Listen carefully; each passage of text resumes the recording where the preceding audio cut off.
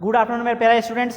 पिछले क्लासेज में हमने प्रेजेंट इंडेफिनिट टेंस के बारे में स्टडी किया था और आज हम लोग पढ़ने वाले हैं प्रेजेंट कंटिन्यूअस टेंस, यानी प्रेजेंट कंटिन्यूअस टेंस की पूरी हिस्ट्री, इतिहास आपके सामने हम रखने वाले हैं आज के इस वीडियो में। तो चलिए शुरू हो जाइए, कापी पेन लेकर बैठ जाइए और आज हम लोग आग लगाने वाले हैं प्रेजेंट कंटिन्यूअस टेंस की खोपड़ी में।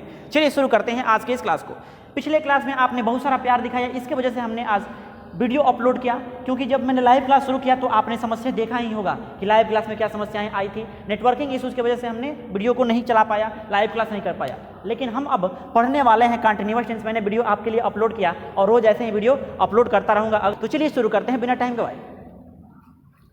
प्रेजेंट कंटिन्यूअस टेंस दूसरा टाइप है टेंस का, और इस टेंस में हम लोग ये जानने का प्रयास करेंगे कि इसका प्रयोग कैसे करते हैं, हम कैसे सेंटेंसेस बनाते हैं इस टेंस के अंदर, इसके रूल्स क्या होते हैं और इसमें किस प्रकार के सेंटेंसेस हम पढ़ते हैं। चलिए शुरू करते हैं। सबसे पहले आप इस टेंस को पहचान लेंगे। बहुत ही मजेदार तरीका है पहचानने का। किसी भी वाक्य के अंत में रहा है, रही है, रहे हैं अगर आप देख लेते हैं, रहा है, रही है, रहे हैं, तो आप समझ सकते हैं कि वो प्रेजेंट कंटिन्यूअस टेंस का वाक्य है। रहा है, रही है, रहे हैं, अगर ये किसी सेंटेंस के अंत में दिख जाता है तो वो समझ लीजिएगा प्रेजेंट कंटिन्यूअस टेंस का वाक्य है। इसके बनाने का रूल होता है, सबसे पहले आप लिखते हैं सब्जेक्ट। किसी भी सेंटेंस में सब्जेक्ट आपको लिखना होता है सबसे पहले, उसके बाद से आपको लगाना होता है इज आर एम। क्या लगाना होता है बाबू? Is are M. उसके बाद से लगाना होता है बिफोर और उसके बाद होता है ऑब्जेक्ट। सबसे आसान आपको मैं बता दूं कि यही वाला टेंस हमको लगता है और किसी को भी लगता है। और बिफोर बनाने का तरीका आपको मैं बता दूं कि V1 में जब आप ING जोड़ दीजिएगा तो वो बन जाता है बिफोर, यानी किसी भी क्रिया के पहले वाले रूप में आप ING लगा दीजिएगा तो वो चौथा रूप बन जाता है। बहुत ही सिंपल होता है। आप बहुत बार बचपन से ट्राई भी किए होंगे और पढ़े भी होंगे बहुत बार। अगर नहीं पढ़े होंगे तो आपके लिए नया होगा। चलिए आगे बढ़ते हैं कि क्या होता है। एग्जाम्पल आपको हम दिखा रहे हैं। एग्जाम्पल ये रहा आपके सामने लाइव। हम लोग अंग्रेजी बोल रहे हैं, हम लोग अंग्रेजी बोल रहे हैं। इस प्रकार के सेंटेंस को हम कैसे बनाते हैं बाबू? इस प्रकार के सेंटेंस को हम कैसे बनाते हैं? ऐसे बनाते हैं। सबसे पहले आपको लिखना होता है सब्जेक्ट। तो आपको पता है कि जो काम को कर रहा होता है सेंटेंस में उसे हम लोग क्या बोलते हैं? सब्जेक्ट बोलते हैं। तो हम लोग का अंग्रेजी क्या हो जाएगा? वी।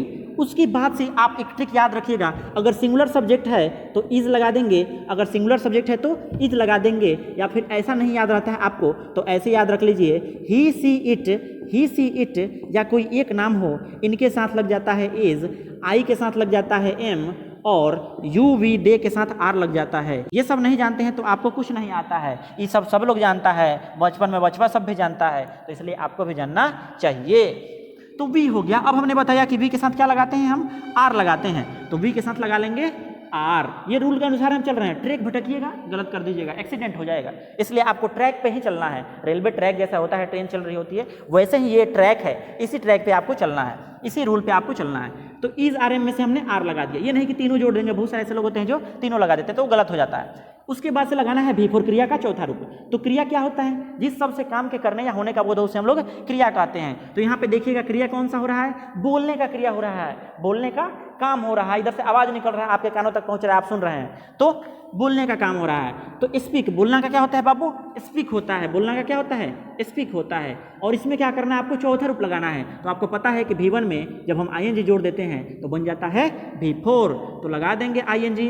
उसके बाद से बिफोर हमने कर दिया। अब लिखना है ऑब्जेक्ट। तो इसमें हमने देखा कि हम लोग अंग्रेजी लिख रहे हैं, बोलना का अंग्रेजी रहा है, रही के लिए इज आर एम लगा ही दिए हैं, और बच रहा है अंग्रेजी, और यही बन जाएगा हमारा ऑब्जेक्ट, यानी इंग्लिश अंत में ऑब्जेक्ट में लिख देंगे। अब हमने आपको बताया था ऑब्जेक्ट का डेफिनेशन कि वैसे शब्द जिस पर कर्ता के कार्यों का असर पड़ता है, कर्ता के द्वारा किए गए कार्यों का फल पड़ता है, उसे हम लोग क्या बोलते हैं? ऑब्जेक्ट बोलते हैं। हम अंग्रेजी बोल रहे हैं तो हमारे बोलने का असर किस पे पड़ रहा है? अंग्रेजी पे पड़ रहा है। हम बोल रहे हैं तो अंग्रेजी पे पड़ रहा है असर, यानी हम अंग्रेजी ही बोल रहे हैं। तो ये हो गया आपका अफर्मेटिव सेंटेंस।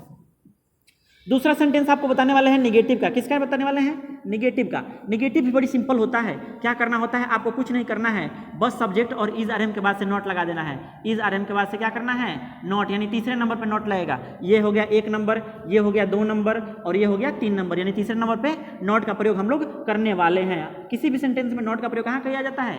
तीसरे नंबर पे ही किया जाता है। उसके बाद से आप लगा लीजिए बिफोर और उसके बाद अंत में ऑब्जेक्ट, अंत में ऑब्जेक्ट। एग्जाम्पल आप दिखाते हैं आपको हम। वे लोग मेरी मदद नहीं कर रहे हैं। वे लोग मेरी मदद नहीं कर रहे हैं।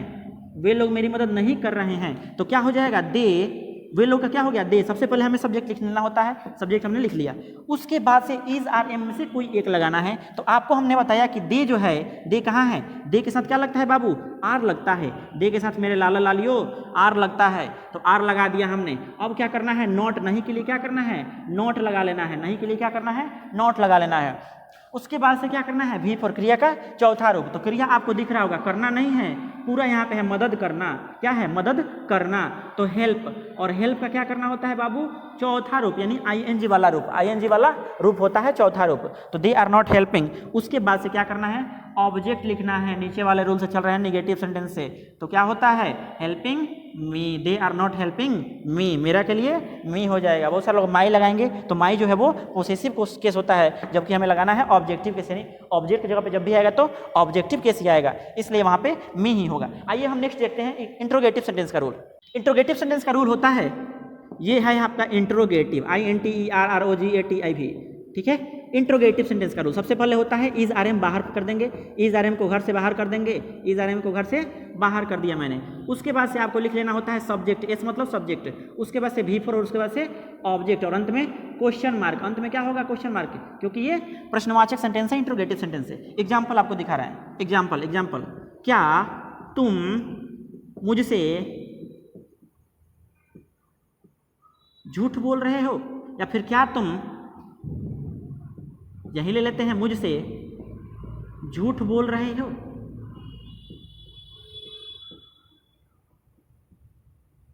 ठीक है। अब यहाँ पे क्या बाहर आ गया और यहाँ पे तुम दिख रहा है, तो सबसे पहले सब्जेक्ट को देखेंगे यू। अब यू के साथ क्या लगता है बाबू, आर लगता है, तो लिखेंगे, कैसे बनाएंगे, सबसे पहले लिखेंगे आर, क्योंकि हमें इस आर में से ही एक लिखना है। उसके बाद से लगाना है सब्जेक्ट, तो सब्जेक्ट हमने देख लिया है तुम, क्योंकि तुम बोलने वाले हो, तो तुम का हम लिख लेंगे अंग्रेजी यू। उसके बाद से भी फोर लगाना है, तो झूठ बोलना जो है वो भी फोर है, तो इसको हम मतलब भी फोर वर्ब है, और इसका हम चौथे रूप लगाएंगे। तो झूठ बोलना क्या होता है, टेल अ लाई, तो हो जाएगा टेलिंग, चौथा रूप लगा दिया मैंने, और लाई, और उसके बाद से मुझसे, to me, are you telling a lie to me, अंत में क्वेश्चन मार्क लगाना नहीं भूलेंगे। इस प्रकार से हम इंट्रोगेटिव कर लेंगे। अब ये इंट्रोगेटिव निगेटिव देखते हैं। इंट्रोगेटिव निगेटिव, इसमें क्या होता है बाबू, इज आर एम के बाद से क्या करते हैं, नोट लगा लेते हैं, या फिर सब्जेक्ट के बाद नोट लगाते हैं। दोनों तरीके से आप लगाइएगा नोट, तो दोनों तरीके से आपका सही होगा। Is are am plus subject plus not plus V four plus object question mark. अब यहाँ पे बहुत सारे लोग ऐसे भी कर देते हैं, इज, इजंट, आरंट, एमंट, एमंट को भी आरंट बोलते हैं, एम में नॉट लगाइएगा तो क्या हो जाएगा, आरंट हो जाएगा। उसके बाद से सब्जेक्ट है, नॉट सब्जेक्ट है, और नॉट तो इधर लग ही गया है, बी फोर है, और अंत में ऑब्जेक्ट है और क्वेश्चन मार्क है। तो इस प्रकार से भी अगर आप बनाते हैं तो बिल्कुल सही होगा, बिल्कुल गलत नहीं होने वाला है, कोई भी इसको गलत नहीं काटने वाला है, ठीक है ना। एग्जाम्पल देखिएगा, क्या रवि नहीं सोच रहा है,